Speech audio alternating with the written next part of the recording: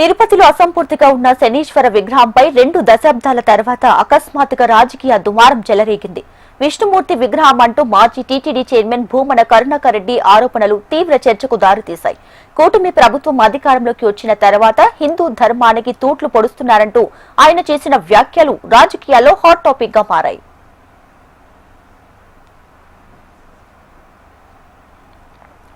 తిరుపతిలోని శ్రీ వెంకటేశ్వర శిల్ప కళాశాల సమీపాన ఉన్నటువంటి ఓ విగ్రహం పాదపీఠికకు ముక్కి భూమన కళ్ళకద్దుకున్నారు. కోనేటి రాయడా ఏమిటి నీకీ దుస్థితి అంటూ ఆవేదన వ్యక్తం చేశారు.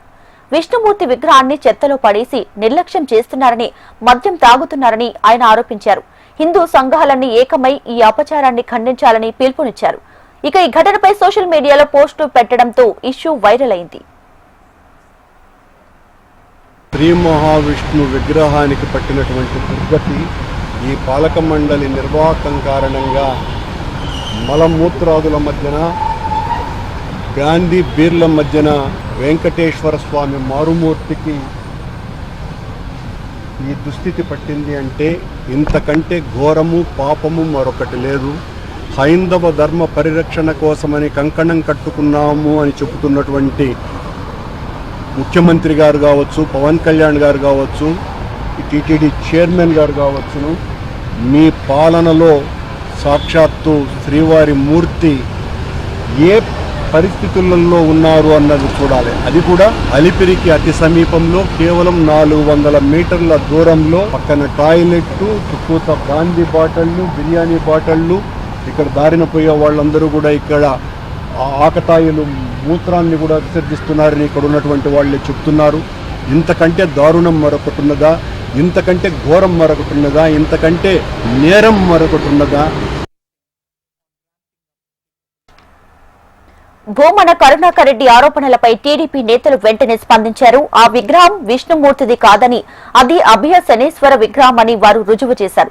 గత 2 దశాబ్దాలుగా ఆ విగ్రహం అక్కడే ఉందని స్పష్టం చేస్తూ రాజకీయ ప్రయోజనాల కోసం భూమన ఎలాంటి అబద్దాలు ప్రచారం చేస్తున్నారని మండిపడ్డారు. హిందువుల మనోభావాలను దెబ్బతీయడమే భూమన టార్గెట్ అని కూటమి నేతలు ఆగ్రహాన్ని వ్యక్తం చేశారు. గతంలో 2 సార్లు టీటీడీ చైర్మన్ గా పనిచేసిన భూమనకి ఈ విషయం తెలియదా అంటూ వారు ప్రశ్నించారు. ఔరా కరుణాకర, ఏమి నీ నటనా చాతుర్యము?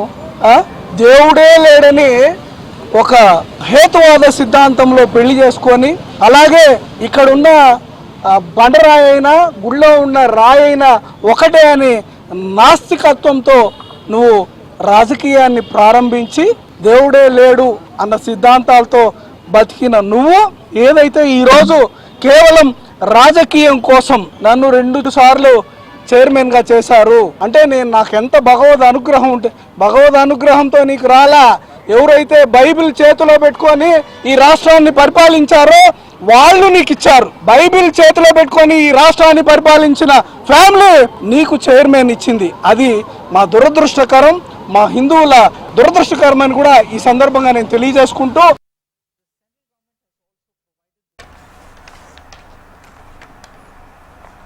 ఇక ఈ వివాదంపై తిరుమలలో జరిగినటువంటి టీటీడీ పాలక మండలి సమావేశంలో తీవ్ర చర్చ జరిగింది. తప్పుడు ప్రచారాలు చేసే వారిపై క్రిమినల్ కేసులు పెడతామని, జైలుకు పంపిస్తామని టీటీడీ చైర్మన్ బీఆర్ నాయుడు హెచ్చరించారు.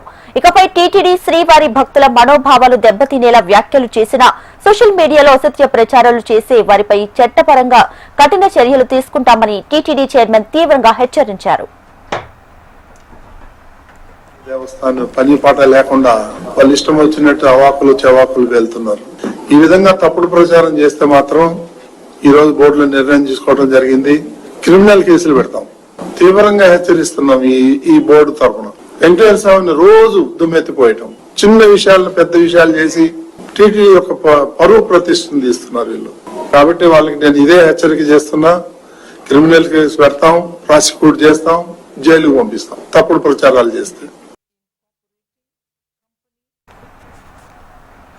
టీటీడీపై దుష్ప్రచారం చేస్తూ హిందువుల మనోభావాలను దెబ్బతీస్తున్నారంటూ టీటీడీ డీఈఈ గోవిందరాజులు భూమనపై అలిపిరి పోలీసులకు ఫిర్యాదు చేశారు.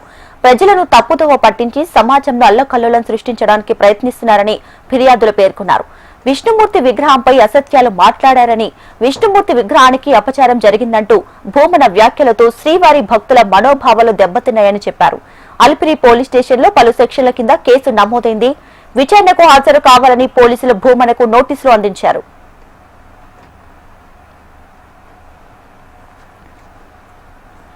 ఈ వివాదం నడుస్తుండగా ఆ విగ్రహాన్ని చెక్కిన శిల్పి కన్నయ్యచారి కుమారుడు గురుస్వామి మీడియా ముందుకు వచ్చారు. 22 ఏళ్ల క్రితం బెంగళూరుకి చెందిన వ్యక్తి 2 లక్షలిచ్చి 10 చేతులు సింహంతో కూడిన శనీశ్వరుడి విగ్రహం చేయమని తమని కోరారని, ఆ వ్యక్తి చనిపోవడంతో ఆ విగ్రహం అక్కడే ఉండిపోయిందని గురుస్వామి వివరణ ఇచ్చారు.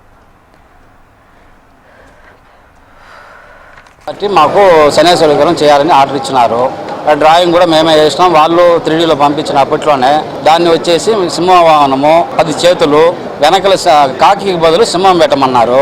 ఇవి చేయమన్నారు. చేసిన ఆయన కొన్ని రోజులకి, మాకు ఆర్డర్ ఇచ్చిన కొన్ని రోజులకి ఆయన చనిపోయినాడు.